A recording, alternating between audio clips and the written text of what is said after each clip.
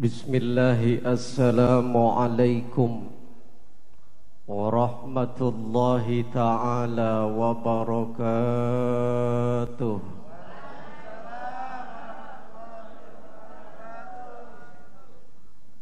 Metik daun salamnya pakai kampak, jawab salamnya kurang kompak. Bu, masih ada bu? Alhamdulillah. Bismillahi assalamualaikum warahmatullahi ta'ala wabarakatuh.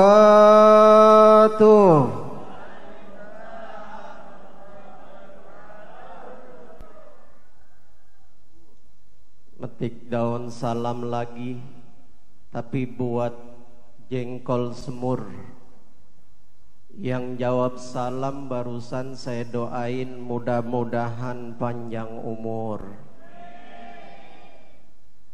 keluarganya sakinah mawaddah warahmah, anak-anaknya solihin dan solihat, bisa pergi ke Mekah, sholat di depan Ka'bah, ziarah ke makam Rasulullah sallallahu alaihi wasallam di Madinah. Syukur-syukur pulang kuat beli sawah, rumahnya tambah megah, mobilnya tambah mewah, kalau bisa bini juga nambah. Bu, amin bu. Bu, syukur-syukur bini bisa nambah. Bapak-bapak, Pak, syukur-syukur bini bisa nambah. Bapak-bapaknya takut sama gagang sapu. Alhamdulillah alladzi amarona bitasyakkuri ala jami'i na'ma'i, wassalatu wassalamu ala afdalil khalqi wa anbiya'i, sayyidina wa nabiyyina wa maulana Muhammadin sallallahu alaihi wasallam wa ala alihi wa ashabihi wa man tabi'ahu ila yaumi liqa'i rabbih, amma ba'd. Wa bil mulki maliknil quluba bi asriha, wa bir rusli arsilni rasulan tawadu'at, sa'altu bi ainil izzi ya rabbi nazratan tu'izzu biha qadri wa bil izzi urdifat, amma ba'd.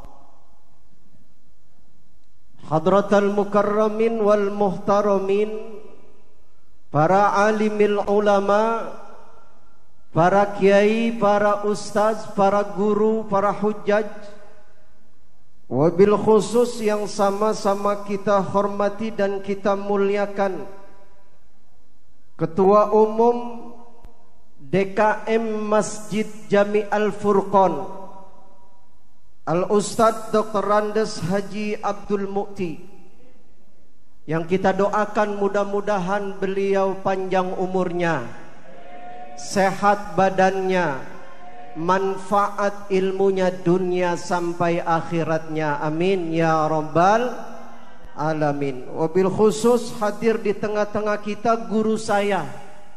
Saya ketemu di sini dengan guru saya Kiai Haji Amar Hasan. Beliau guru saya, atasan saya, sama-sama ngantor di Jakarta Utara. Tapi beliau punya jabatan, saya mah anak buah doang, tukang suruh sono, tukang suruh sini.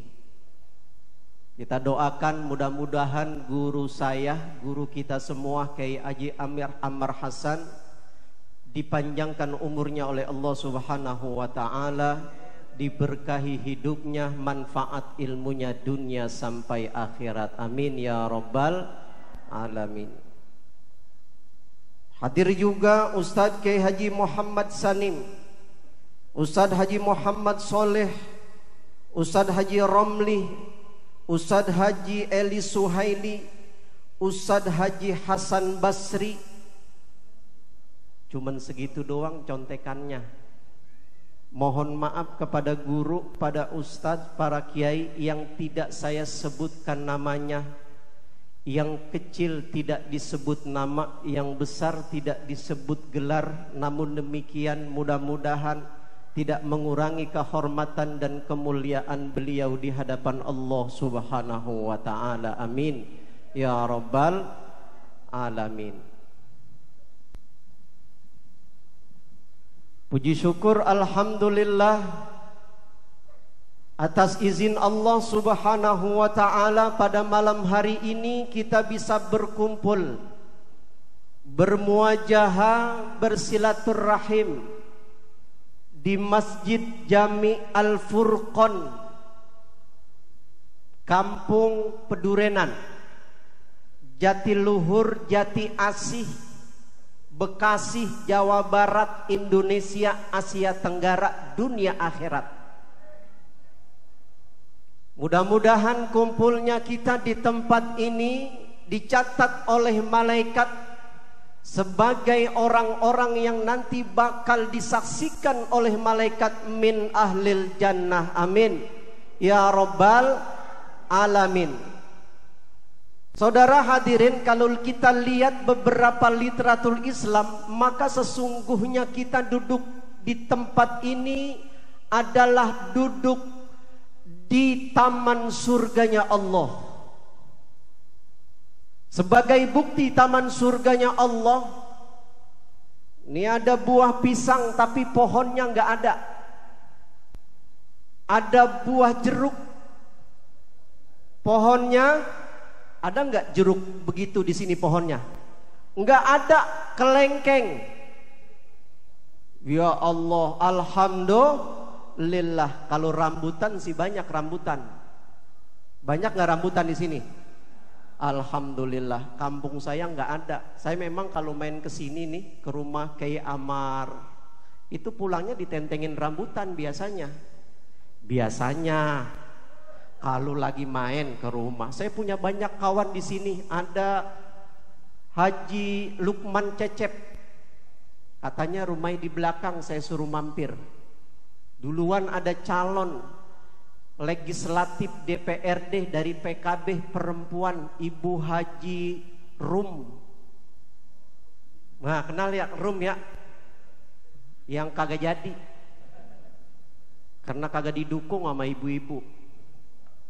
Itu kawan saya juga, kalau main ke tempat beliau itu pasti ngunduh rambutan sama kecapi. Alhamdulillah malam hari ini mudah-mudahan saya pulang bawa rambutan nggak pakai ngunduh. Saya sih mohon maaf nggak minta, cuman itu yang namanya ayam pitik digigit tikus dibawa ke loteng. Siapin plastik bu buat bungkus, ntar pulang saya tinggal. Tuh, kok paham ibu-ibu di sini mah paham. Alhamdulillah. Ini mohon maaf panitia, biasanya saya mohon maaf, memang biasanya saya diri, tapi kali ini kalau bisa ada bangku, pakai bangku, bisa pakai bangku. Lagi dalam keadaan kurang sehat dari pagi keliling. Ini acara sebetulnya mohon maaf nih Bu, Pak. Hari ini saya acara ada 4, 3 saya tolak. 3 saya tolak. Meskipun ada yang mau panjer. Baru kali ini saya bilang yang namanya ceramah dipanjerin.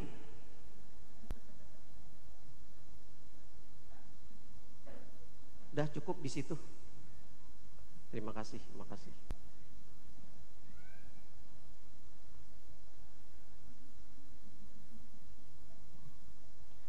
Ada 3 tempat saya kagak hadir malam ini, meskipun panjernya aja 2 juta Pak. Masya Allah, gede tuh nggak panjernya. Kuat orang Pedurenan manjerin saya 2 juta. Kuat ya, alhamdulillah. Saya tolak. Yang pertama saya suruh ceramah di Kalideres. Musim hujan suruh ceramah di Kalideres. Ujung-ujungan ceramah kagak nganyut. Makanya saya kagak mau suruh ceramah di Kalideres. Bapak-bapak, ustadz, para kiai ada yang mau gantiin saya. Yang kedua, saya suruh ceramah lebih besar lagi di Balikpapan. Kalau papannya buat papan balik rada mendingan. Lah kalau papan orang mati, siapa yang mau dengerin? Saya tambahin, bapak-bapak malam ini yang mau ceramah di Balikpapan orang mati 2 kali lipat. Yang ketiga, tempat yang saya tolak sampai sekarang saya nggak pernah mau, di Lobang Buaya. Bu, ceramah di Lobang Buaya ujung-ujungannya dapat besek kagak, pala copot. Lah dicatok buaya, Pak. Apalagi nih musim-musim apa nih? Musim hujan. Dulu di Pudurenan kalau musim hujan daerah Bekasi tempat saya nyari ikan. Mancing dapat kocolan kagak, dapat boncelan. Tahu boncelan ya? Ada di sini masih boncelan. Udah nggak ada ya? Boncelan abis kocolan, abis koncolan, boncelan abis boncelan, bucirit. Kecilan lagi tuh. Iya, Pak. Iya. Ada lagi yang ikannya licin-licin kecil, sering main di lubang. Nah, tuh Bapak tahu tuh nih, jangan-jangan tukang nyari ikan juga, namanya ikan sili. Ada sekarang ikan sili? Kagak ada ya? Licin mainnya di lubang. Bener Pak, bener? Bener, ikan sili namanya Pak. Susah sekarang nyari ikan sili, apalagi ikan seruwet. Kagak nemu kita ikan seruwet. Tuh orang dulu. Saudara hadirin rahimakumullah, nih kita kumpul di taman surganya Allah. Dalam salah satu hadis Rasulullah yang dicatat oleh Imam At-Tirmizi, ada ulama mengatakan baca At-Turmuzi, silahkan. Apa hadisnya? Iza marartum biriyadil jannah farta'u. Kalau kalian lewat itu yang namanya taman surga, farta'u, maka mampirlah. Jadi kalau kita lewat taman surga, kita suruh mampir. Sahabat dibilang begitu sama Rasul bingung. Wa ma riyadul jannah ya Rasulullah? Yang namanya taman surga itu kayak apa ya Rasul? Yang namanya taman surga itu kata Rasulullah, Imam At-Tirmizi menyebutkan 2 jawaban Rasulullah. Yang pertama, Rasulullah menjawab al-masajid. Ini masjid sebagai taman surganya Allah Subhanahu wa ta'ala. Itu yang pertama. Yang kedua, Imam At-Tirmizi mengatakan Rasulullah menjawab yang namanya taman surga itu adalah hilaquz zikir, tempat halakoh zikir. Tadi zikir apa enggak di sini?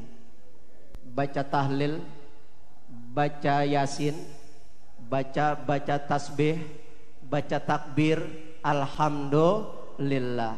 Maka 2 tempat ini kata Imam At-Tirmizi sebagai syarat bahwa tempat ini diangkat derajatnya oleh Allah menjadi taman surganya Allah Subhanahu wa ta'ala. Saudara hadirin rahimakumullah, kalau ada Pak Haji, kalau ada Bu Haji yang pernah datang ke makam Rasulullah, Masjid Nabawi, maka di sana kita akan menemukan satu tempat yang diklaim, yang dinyatakan oleh Rasulullah sebagai raudhatun min riyadil jannah. Namanya raudhah. Tuh di Masjid Madinah kalau kita ziarah ke makam Rasulullah, bapak-bapak haji ada yang namanya Raudhah. Luasnya kira-kira 2 atau 3 kali lebar masjid ini. Kalau kita sholat di Madinah itu kita ngadep ngidul. Ngadep ngidul.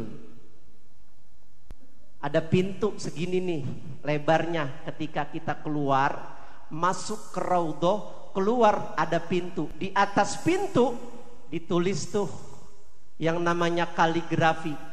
Ma baina baiti wa mimbari raudhatun min riyadil jannah. Antara mimbarku, kata Rasulullah, dan rumahku itu ada taman surga. Rasulullah yang mengatakan hal ini ditulis di Masjid Madinah. Kenapa itu dijadikan taman surga? Karena di tempat itu dulu Rasulullah ngajarin para sahabat membacakan Al-Quran. Di tempat itu Rasulullah dulu ngajarin ilmu pengetahuan.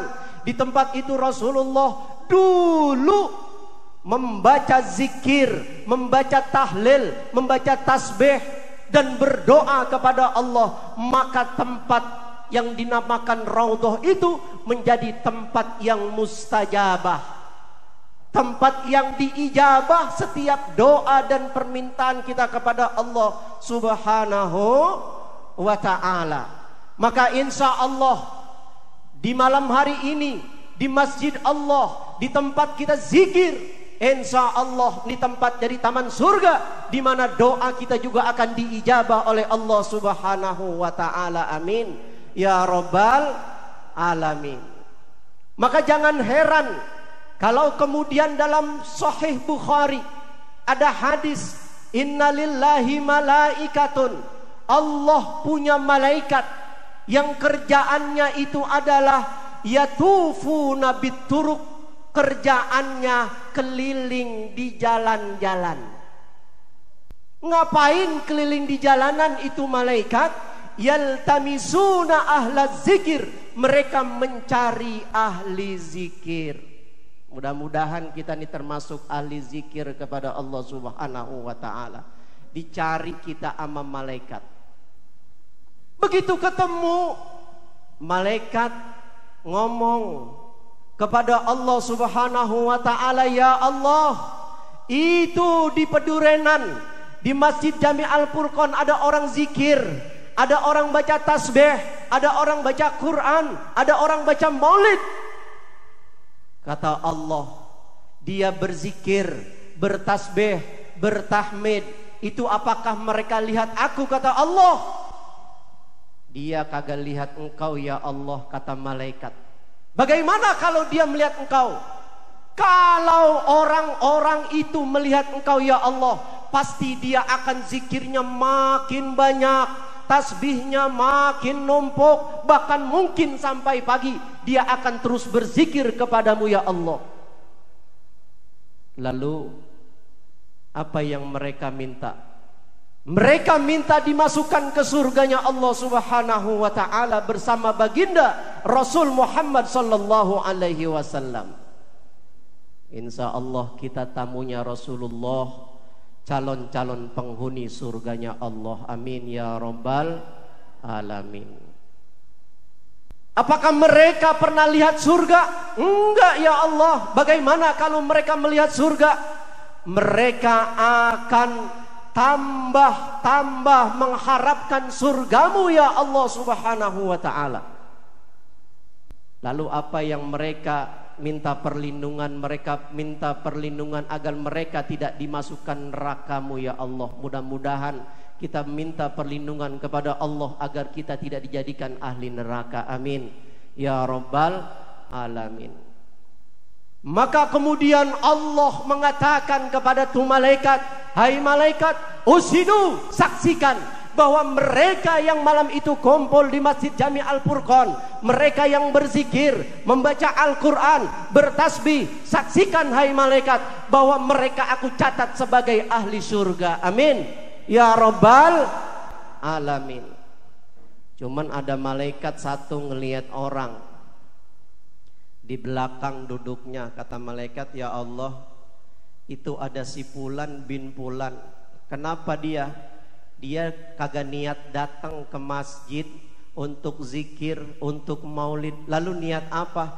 Dia cuma niat pengen dapat besek doang. Ada yang begitu? Ada?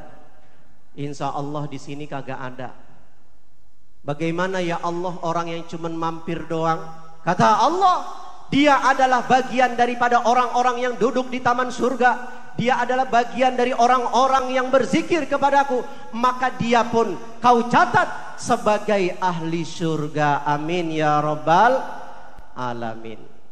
Saya mau tanya ibu-ibu, mau Bu jadi ahli surga? Bu, mau jadi ahli surga? Bapak-bapak mau Pak jadi ahli surga Pak?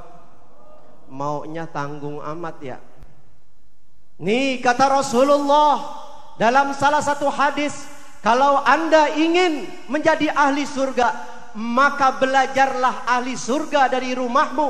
Bahkan Rasulullah mengatakan, baiti jannati, rumahku adalah surgaku. Belajar dari rumah tangga. Suami menjadi ahli surga, bagaimana calon ahli surga di rumah tangganya? Ibu jadi ahli surga, bagaimana ibu mempraktekkan ahli surga dalam rumah tangganya?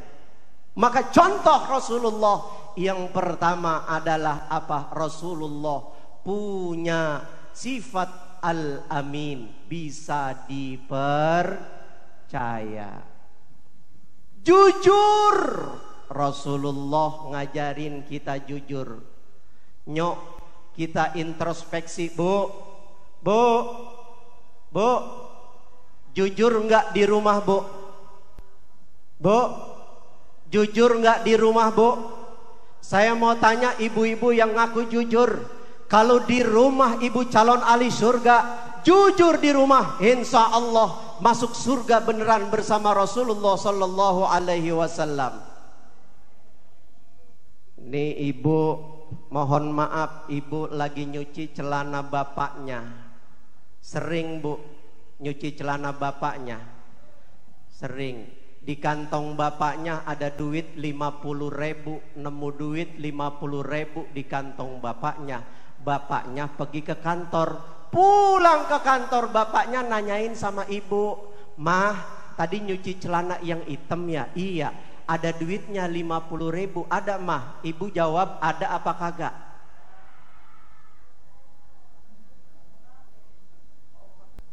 Bini orang mana itu? Jawabnya kagak. Sekalinya ada juga. Ada lagi. Masya Allah. Kita tanyanya cuma satu. "Mama nemu uang gak 50.000 di kantong papa?" Dia jawab, "Duit 50.000 gak ditanyain. Sekarang sebab mahal tau. Buat jajan bocah aja habis." Masya Allah. Kita jawab mintanya jawabannya satu, tapi jawabnya sekereta. Tuh, ibu-ibu orang sono nggak tahu nih ibu-ibu orang sini. Sama. Masya Allah. Bu, mulai besok jujur sama suami, jujur sama anak. Tanda-tanda ibu bakal masuk surga. Amin ya robbal alamin. Tuh yang pertama. Yang kedua nih bapak-bapak, ibunya doang, bukan ibunya doang yang jujur, bapak-bapaknya jujur apa kagak Pak? Mohon maaf.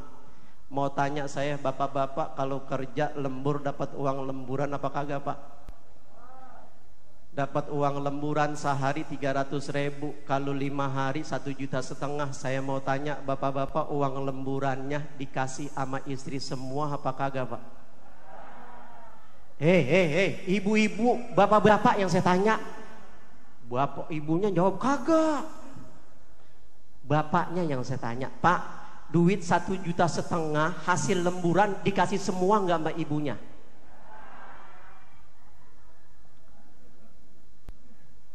Lagi Pak, mohon maaf, kalau ada bapak-bapak lemburan dapat uang lemburan 1,5 juta plus gaji 5 juta dikasih semua sama istrinya, maka bapak-bapak itu pasti bapak-bapak blow on. Setuju Pak? Kenapa saya bilang bapak-bapak blow on? Pak, mohon maaf, duit kalau udah masuk dompet bini rada-rada susah keluarnya. Bener Pak? Bu, bener Bu? Nih contoh. Datang ke masjid hari Jumat minggu pertama habis gajian lemburan dikasih bini. Duitnya semuanya dikasih bini. Begitu mau Jumat karena dapat lemburan, kita mau naruh duit di masjid, di telopak masjid yang keliling tuh Pak, kotak masjid yang keliling kita mau naruh 100.000. Kita minta sama bini kita, mah minta uang dong 100.000. Buat apaan? Naruh di telopak masjid. Kira-kira bini kita bilang apa? 100.000 buat naruh telopak masjid. Gede banget. Bu, 100.000 gede nggak buat kotak amal? Tuh gede tuh. Susah nggak Pak? 100.000 nih yang goceng aja, yang goceng. Tuh bini kita ngomongnya begitu Pak. Iya Pak, iya. Iya, Masya Allah. Susah duit kalau udah masuk kantong bini, susah. Tuh Masya Allah. Makanya Pak, besok-besok cara saya, kalau saya nih, mohon maaf, saya mau ditiru syukur, kagak ya udah. Kalau dapat yang namanya lemburan itu jangan semuanya, separoh kita umpetin di mana kek. Biarin aja, malam ini ada yang pulang berantem nih orang pudurenan, laki bini, bukan tanggung jawab saya ya. Kenapa? Kita punya kebutuhan. Jujur-jujur banget juga jangan. Kenapa? Ini uang buat kita amal, buat kita sodakoh. Tuh, jujur sih sama bini, mah dapat uang lemburan tapi separoh buat ayah taruh di masjid, buat papa sumbangin ke majlis taklim, buat nyantunin anak yatim. Tuh jujur namanya Pak. Bu, yang kedua, ciri-ciri ahli surga supaya kita bareng bersama Rasulullah. Yang kedua cirinya pandai berterima kasih. Tapi kata Allah, wa qalilum min ibadiyas syakur, dikit orang yang pandai berterima kasih. Saya mau tanya, ibu-ibu, kalau dapat uang bulanan, dapat uang belanja dari suami, ngomong terima kasih apa kagak?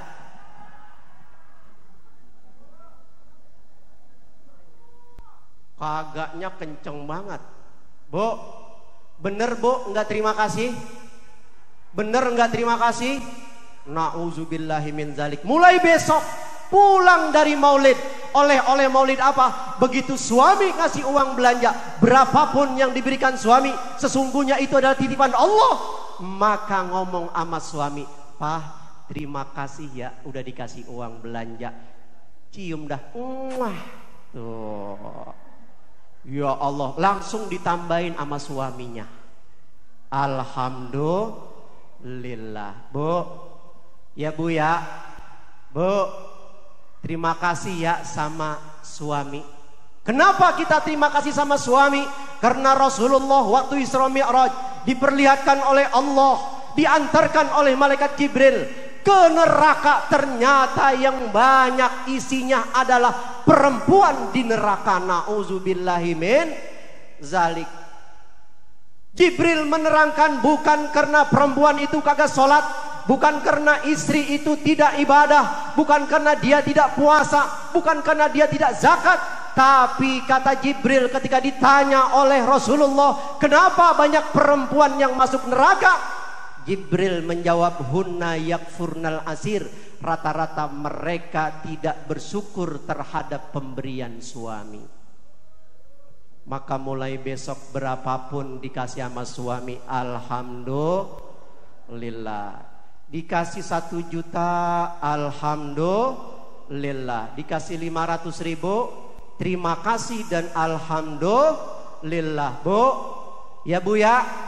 Dikasih 50.000 buat sebulan juga, terima kasih, alhamdulillah. Istri yang soleh ketika ditanya sama suaminya, cukup mah 50.000 sebulan? Cukup Pak. Jangankan sebulan, setahun cukup. Pergi ke pasar, beliin kalender. Cakep gak bini yang begitu? Cakep. Begitu suaminya pulang, mah siapin makan dong yang enak ya. uang 50.000, kan tadi mama bilang cukup buat setahun. Tuh saya beliin kalender, geragotin kalender sampai habis. Ini laki yang begini pelit, Bu. Lakinya pelit. Betul apa betul? Maka kalau kita ngaji sama Kiai Amar Hasan, kalau lakinya pelit begitu, boleh kita ambil duitnya untuk belanja hari itu. Tapi jangan banyak-banyak buat hari itu doang. Tuh ibu-ibu harus pandai bersyukur. Yang kedua nih bapak-bapak, Pak mohon maaf saya tanya, apakah bapak kepengen jadi calon ahli surga? Maka bersyukur kepada istri, berterima kasih. Dimasakin gak kita Pak? Dimasakin apa enggak kita di rumah? Dimasakin, dicuciin apa kagak? Dicuciin. Ketika dimasakin yang enak, begitu kita makan enak, kesukaan kita, kita ngucapin terima kasih. Terima kasih gak Pak sama istri? Woi perempuan nih, tar dulu, laki-laki. Pak dimasakin sop kesukaan kita, terima kasih mama udah dimasakin kesukaan papa. Begitu nggak Bu? Masya Allah, kompak amat ini. Distriskain baju kita, dicuciin, begitu kita pakai, alhamdulillah terima kasih mama udah nyuciin, udah riskain baju papa, alhamdulillah terima kasih. Begitu nggak Bu suami kita?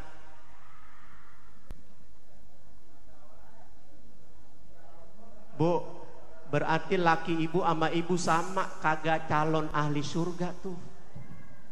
Mulai ntar Pak pulang ke rumah, berterima kasihlah kepada istri bapak masing-masing. Cium tangannya, peluk tubuhnya, lalu ucapkan di kupingnya, terima kasih mamaku tercinta. Tuh, mantep gak tuh? Bu, padahal kalau lagi-lagi kita ngaji sama kiai-kiai yang ada di sini, diterangkan dalam kitab fikih yang namanya nyuci, masak, ngepel, nriska, itu kewajiban suami, bukan kewajiban istri. Setuju Bu? Setuju Bu? Besok jangan salahin saya kalau ada bapak-bapak bininya kagak mau ngepel, kagak mau nyuci, kagak mau masak. Salah sendiri, ngapa ngundang saya ke sini?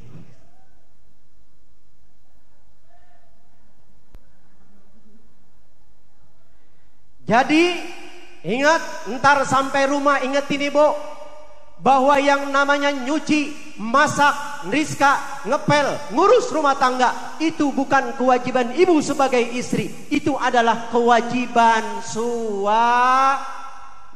Setuju Bu? Bapak setuju? Lalu kata bapak-bapak nanya, Ustadz, kewajiban suami apa? Kewajiban istri apa Ustadz? Kewajiban istri cuman satu Pak. Pak, kewajiban istri cuman satu. Apa itu? Kewajiban istri terhadap suami cuman satu, yakni taat kepada suami. Kata suami, ma hari ini masak ya? Iya. Ma hari ini nyuci ya? Iya. Ma hari ini rizka ya? Iya. Setuju Pak? Tenang Pak, saya belain. Kita kan semodel. Jangan kalah sama perempuan. Bu, setuju Bu?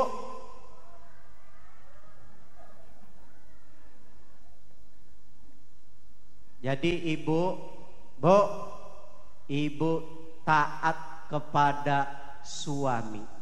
Kata Rasulullah Sallallahu Alaihi Wasallam, apabila ada seorang perempuan, iza sholatil mar'atu khamsaha, apabila perempuan itu sholat 5 waktu.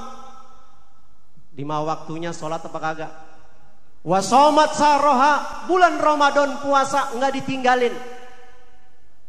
Wa ata'at zaujaha, taat kepada suaminya, maka dia boleh masuk surga.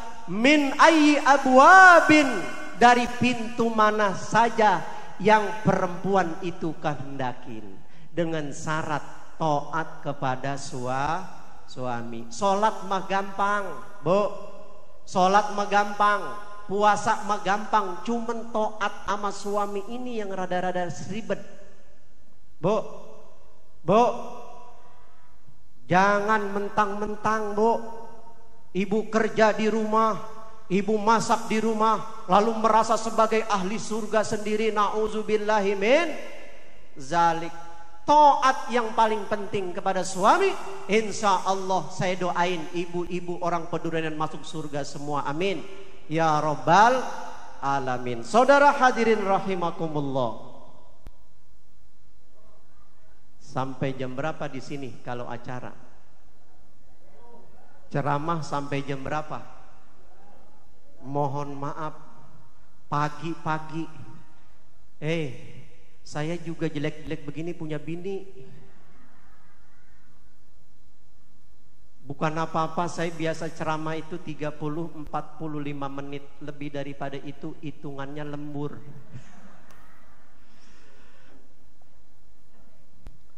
Bercanda, panitia nggak usah dipikirin. Cuman kata kiai saya ingat betul kata kiai saya, kalau ente ntar udah jadi orang, dipakai di masyarakat, disuruh baca Quran siap, disuruh ceramah siap, jangan sekali-kali minta dibayar. Haram hukumnya, dosa besar kalau ente nanti jadi orang, kemudian ente dimintakan oleh orang untuk ceramah, untuk baca Quran, baca Yasin, baca tahlil, lalu minta amplop. Hukumnya dosa besar. Maka besok kalau ada penceramah, ada kiai, ada ulama, ada yang datang ke tempat ini, belum apa-apa udah minta diongkosin, maka jangan dipanggil lagi. Setuju?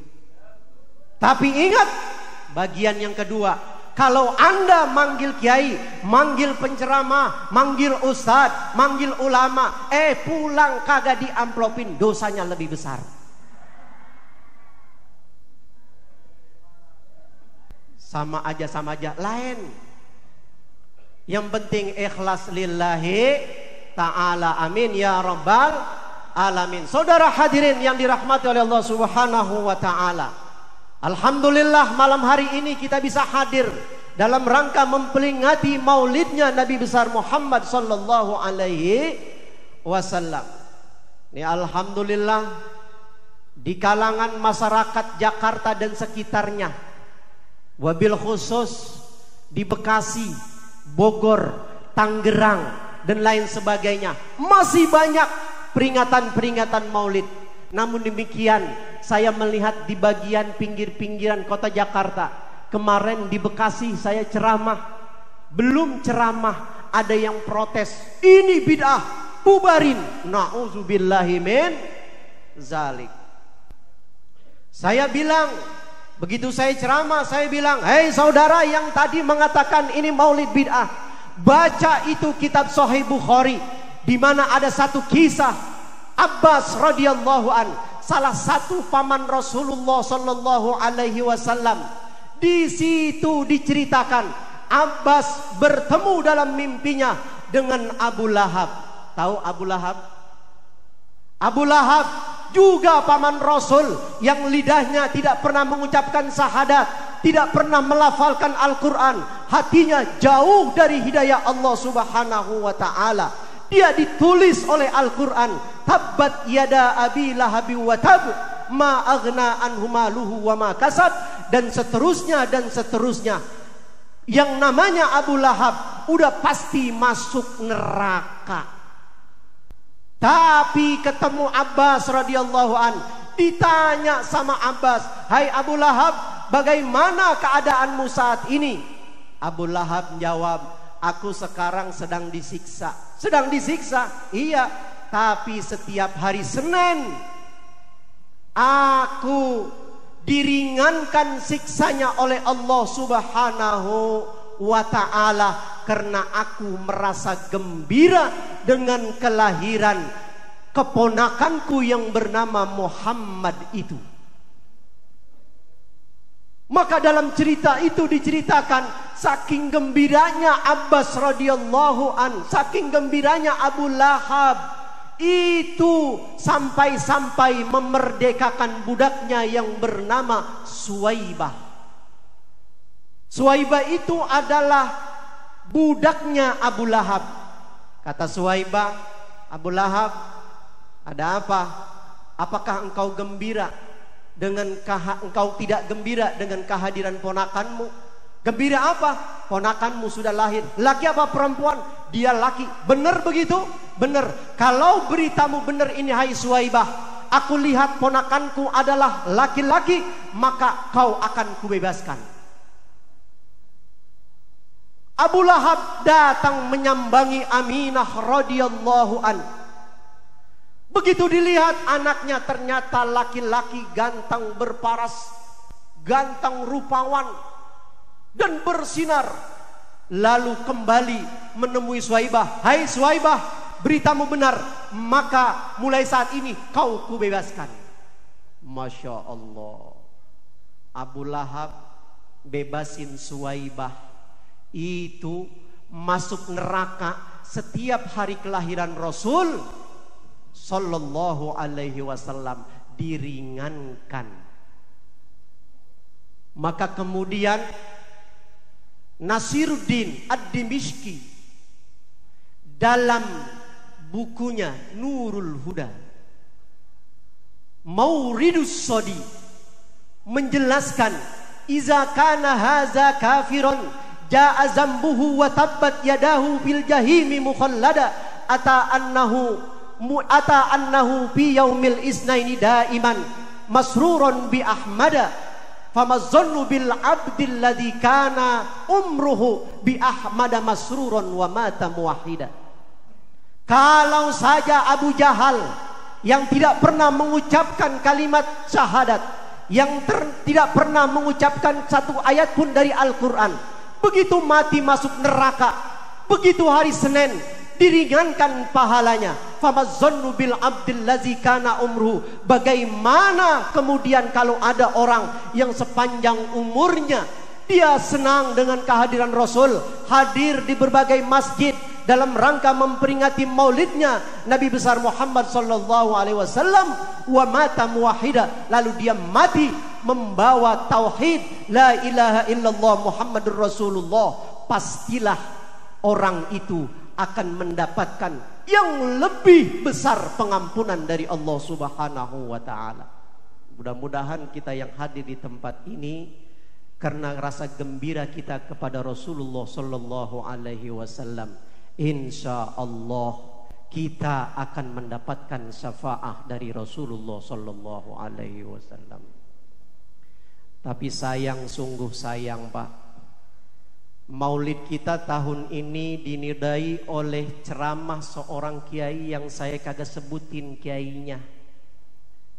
Kiai itu ngomongnya bagaimana cerita Rasulullah itu sakit rembes.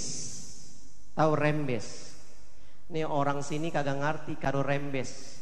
Kalau orang Jawa ngerti rembes. Rembes itu matanya belekan, hidungnya ingusan, melodot. Tahu melodot? Ini kalau bocah masih kecil, itu Rasulullah ngalamin umur 7 tahun.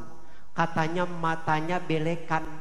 Kalau matanya belekan, hidungnya keluar ingus. Biasanya kalau orang kampung saya, kalau bocah umur tahun, kalau keluar ingus itu nggak dikeluarin Pak, ditarik pakai tangan, serosot nih sampai ke sini Pak nih. Iya Pak, iya. Ada yang begitu masih di sini. Di sini kerakan nih Pak. Ini kerak banyak banget. Ilok Rasulullah begitu. Na'udzubillahi min zalik. Memang benar. Dalam sebuah riwayat diceritakan bahwa Rasulullah ketika umur 7 tahun sakit, asobahu romadun syadidun. Rasulullah terkena penyakit mata yang tidak bisa disembuhkan oleh dokter mata ketika itu. Tapi itu bukan menghinakan kedudukan Rasulullah. Itu bukan untuk merendahkan, tapi itu justru untuk membuktikan kepada para pendeta, kepada orang Nasrani, kepada orang Yahudi, bahwa akan lahir seorang manusia yang bernama Muhammad menjadi rusulan Allah Subhanahu wa ta'ala. Ini ceritanya begitu lama-lama sakit nggak sembuh juga, dibawa nih sama Abu Thalib kemana? Ke dokter mata, kagak sembuh di Mekah. Maka dalam itu dikatakan faida kila, kemudian dikatakan kepada Abu Thalib, sesungguhnya di sono, di Ukaz namanya, antara Taif dengan Madinah ada satu tempat namanya Ukaz, kumpulan orang-orang pinter, tempat ngadu yang namanya sastra, ilmu pengetahuan, tempat berkembangnya ilmu kedokteran. Disuruh bawa Rasulullah ke sono. Disuruh bawa Rasulullah ke sono. Sampai di sono ditemuin ada seorang rahib, ada seorang pendeta yang tahu benar bagaimana akan lahir seorang nabi dengan tanda-tandanya yang masih kecil, bisa dibaca di Injil, bisa dibaca di kitab, bisa dibaca di kitab-kitab Allah yang sebelum Al-Quran turun. Sampai ke rumah rahib, ngetuk salam, beri salam, assalamualaikum, nggak dibukain agak lama, tahu-tahu dibukain, tergopoh-gopoh melihat berduaan Abu Thalib dengan Rasulullah sallallahu alaihi wasallam. Begitu ngelihat, ada apa hai Abu Thalib? Aku ingin anakku ini berobat kepadamu. Begitu dilihat tanda-tanda kerasulan udah ada, maka kata rahib itu, bawa segera pulang. Kenapa bawa segera pulang? Karena ini ada tanda-tanda kerasulan, ada tanda-tanda kenabian. Kalau orang Yahudi tahu, kalau ada orang Nasrani tahu, maka ini pasti akan dibunuh. Karena apa? Karena orang Yahudi, orang Nasrani sangat senang membunuh para nabinya. Segera dibawa pulang buru-buru. Lalu sebelum pulang ditanya, lalu obatnya apa? Obatnya dengan ludahnya sendiri dia akan sembuh. Allah ingin menunjukkan irhas, Allah ingin menunjukkan kekuasaannya, bahwa dengan ludahnya sendiri matanya bisa sembuh. Kita jangankan ludah sendiri Pak, kita kelilipan, tahu kelilipan? Bisa enggak niupin mata sendiri ketika kelilipan? Butuh orang lain. Kelilipan aja kita butuh orang lain. Maka manusia seperti Muhammad ini adalah basarun laisa kal basar. Di kitab Mafahim Yajib Antusoha, As-Sayyid Alawi Al-Maliki mengutip satu hadis. Rasulullah mengatakan, inni lastu kahayatikum, saya ini tidak sama seperti kalian. Manusia, dia memang manusia. Kul innama ana basarum mislukum, saya ini manusia seperti kalian, tapi beda. Bedanya di mana? Contoh, Nabi Muhammad sallallahu alaihi wasallam itu keringetan Pak. Ini kayak saya nih keringetan nih Pak. Saya mau tanya, kita keringetan apa kagak? Beda nggak keringat Rasul sama keringat kita? Keringat Rasul mah wangi, keringat kita cium aja masing-masing dah. Ada yang bilang sedep. Masya Allah. Buktinya mana keringat Rasul wangi? Rasulullah sering tidur di rumah Ummu Sulaim, ibunya Anas bin Malik. Siapa Anas bin Malik? Anak yang sejak umur 99 tahun diserahkan kepada Rasulullah untuk melayani Rasulullah oleh ibunya Ummu Sulaim. Satu-satunya rumah perempuan yang sering disinggahi oleh Rasulullah. Suatu saat Rasulullah mampir. Kata Ummu Sulaim, silakan ya Rasul, engkau mau tidur? Iya. Tidur Rasul, disiapin itu yang namanya tikar-tikernya orang sono dulu dari kulit Pak. Disiapin tikar dari kulit. Rasulullah tidur panas keringetan. Begitu tahu-tahu panas keringetan, bangun Rasulullah, dia melihat, kemudian Rasulullah bangun, Itu Ummu Sulaim buru-buru ngepelin keringat Rasulullah, dipelin, dikumpulin, ditaruh di dalam botol. Kata Rasulullah, hai Ummu Sulaim, apa yang kau kerjakan? Ma sonati bihaza. Apa yang kau lakukan dengan ini? Aku kumpulkan keringatmu ya Rasul, aku jadikan minyak wangi, karena keringatmu lebih wangi dari minyak kasturi. Masya Allah. Bahkan Anas bin Malik dalam satu riwayat mengatakan, saya menjadi khadimnya Rasulullah 10 tahun lebih. Bajunya sering aku cuci, tapi aku belum pernah menyuci baju Rasulullah kecuali dalam keadaan harum. Orang ngomong Rasulullah itu matanya belekan. Na'udzubillahi min zalik. Rasulullah berbeda dengan kita, ludahnya bisa nyembuhin penyakit. Bahkan Ali radhiyallahu an ketika dipanggil oleh Rasulullah, hai Ali kesini. Kata Ali, ya Rasul, saya lagi sakit mata. Udah kesini datang. Begitu dilihat bener Ali matanya kagak bisa dibuka saking sakitnya, lalu diludahin nama Rasulullah sallallahu alaihi wasallam. Begitu diludahin langsung sembuh. Ludah kita, besok bapak punya anaknya sakit mata, coba-coba ludahin di rumah. Bini kita sakit koreng, ludahin korengnya, tambah rabies. Rasulullah berbeda dengan manusia-manusia biasa. Jangan samakan Rasulullah dengan Soekarno. Jangan samakan Rasulullah dengan siapapun yang ada di dunia ini. Walaupun kita pernah dengar ada seorang anak proklamator menyamakan Rasulullah dengan Soekarno. Saya bilang di mana-mana, demi Allah, wallahi 1000 Soekarno tidak akan sama nilainya dengan Rasulullah sallallahu alaihi wasallam.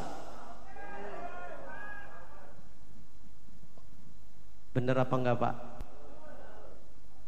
Kita yakin, kita percaya, kita baca sejarah bahwa Soekarno berjasa terhadap bangsa ini, bahwa Soekarno adalah proklamator kemerdekaan bagi bangsa Indonesia. Tapi Soekarno tidak bisa disamakan dengan Nabi Muhammad sallallahu alaihi wasallam. Ini model-model orang Yahudi sekarang begini, Pak. Dulu ketika Rasulullah di Madinah, itu orang Yahudi itu pernah merencanakan pembunuhan Rasulullah sallallahu alaihi wasallam. Kelompoknya namanya Bani Nadhr. Kelompok Yahudi yang merencanakan pembunuhan Rasulullah. Bagaimana ceritanya? Itu Rasulullah minta bantuan sama orang Yahudi karena sesuai dengan perjanjian Piagam Madinah bahwa Yahudi Nasrani dengan kaum muslim harus saling membantu dalam keadaan apapun, saling mengamankan, saling membela. Suatu saat ada seorang sahabat Rasulullah yang melanggar peraturan. Dia membunuh orang lain dengan denda kisos, harus bayar.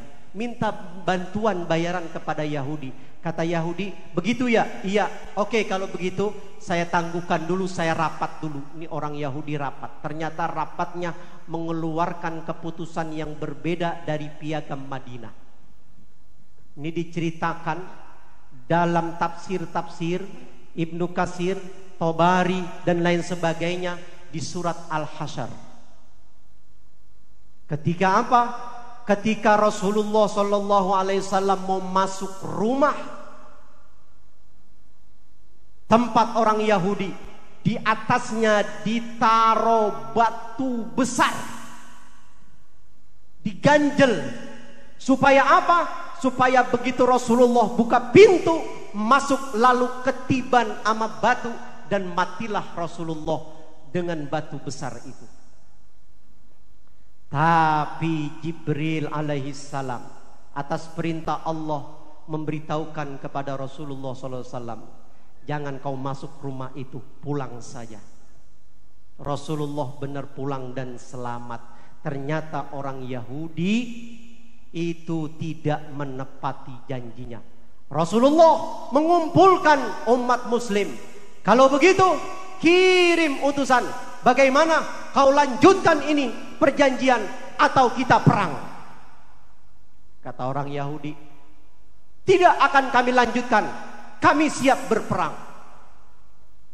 Umat Islam kumpul mengepung itu Bani Nadir. Beberapa hari kemudian mereka kelaparan. Kebun-kebun kormanya dibakar habis sama Rasulullah SAW. Sebagian diambil oleh para sahabat buah-buahnya, sehingga kelompok Yahudi kelaparan.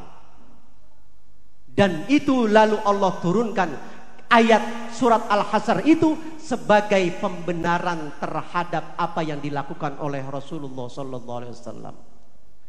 Tuh Yahudi jahatnya begitu, Pak. Kisah Nabi Yahya alaihissalam, mati pun dibunuh oleh Yahudi. Nabi Yahya itu ngumpet di dalam pohon. Pohon besar, mau dibunuh, ngumpet di dalam pohon, nggak ketahuan, tapi setan ngunjukin. Tuh bajunya kegencet dikit. Bajunya kegencet dikit. Tuh di situ kata setan. Maka kemudian itu pohon digergaji habis dan matilah Nabi Yahya di tangan orang Yahudi. Sekarang orang Yahudi memang kelihatan bagus. Orang Nasrani memang kelihatan cakep. Tapi ingat, Yahudi adalah tetap Yahudi dan na'udzubillahi min zalik. Yahudi adalah tetap Yahudi. Kita harus tetap waspada. Dulu mereka langsung membunuh Rasulullah, tapi sekarang mereka ingin membunuh karakter Rasul Muhammad SAW. Mereka ingin menghancur leburkan ajarannya, menghilangkan sunnah-sunnahnya dalam kehidupan kita. Sehingga banyak orang yang bilang maulid bid'ah. Supaya apa? Supaya kita jauh dari Rasulullah SAW. Supaya kita kagak demen sama Rasul. Supaya kita kagak cinta sama Nabi Muhammad SAW. Na'udzubillahi min zalik. Saudara hadirin rahimakumullah. Yang terakhir, mudah-mudahan hadirnya kita di tempat ini sebagai rasa cinta kita kepada Rasulullah sallallahu alaihi wasallam, karena kata Rasulullah, man ahabbani kana ma'i fil jannah. Orang yang merasa cinta kepadaku, membuktikan cintanya kepadaku, insya Allah dia akan bersamaku di surganya Allah subhanahu wa ta'ala. Amin ya rabbal alamin. Oleh karenanya, supaya kita pulang bawa oleh-oleh sebagai rasa cinta kita kepada Rasulullah, mari kita perbanyak baca sholawat. Bu, banyak baca sholawat ya. Pak, sholawat kira-kira kalau sehari 10.000 sanggup apa kagak? Kagak ya? 1.000 dah 1.000. Sanggup nggak 1.000? Habis siap sembayang 200, zohor 200, asar 200, maghrib 200, isya 200, 1.000 sehari semalam sanggup? Kagak juga. 100 dah 100. 10. Ya Allah, 10 mah kita sembayang aja udah 10 Pak. Bahkan udah 15 kita sembayang. Habis sembayang kita baca salat Allahumma sholli ala Muhammad wa ala ali Muhammad sholli ala Muhammad wa ala 10 kali. Sanggup apa kagak? Sanggup Pak ya.